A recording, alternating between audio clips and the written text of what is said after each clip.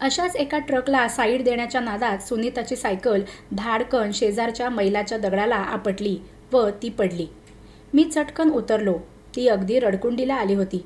मी तिची सायकल बाजूला केली. तिची साडी चेनमध्ये अडकली होती आणि त्याचमुळे हा प्रसंग आला असावा. त्याच दगडावर तिला बसवलं. पाहू कुठं लागलंय ते. पण ती दाखवेना. ढोपरावर साडी दाबून धरली. पाहू की किती लागलंय ते. मी तिचं मनगट धरून हात दूर करू लागलो तेव्हा पायावरून साडी दूर झाली. तशा प्रसंगातही तिच्या गोऱ्या पान टपोऱ्या पोटऱ्यांवरून माझी नजर हलेना.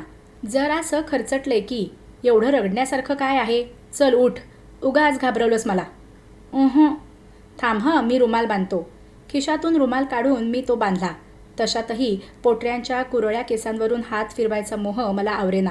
या पुढील कथा ऐकण्यासाठी डिस्क्रिप्शन बॉक्समध्ये दिलेल्या लिंकवर क्लिक करा.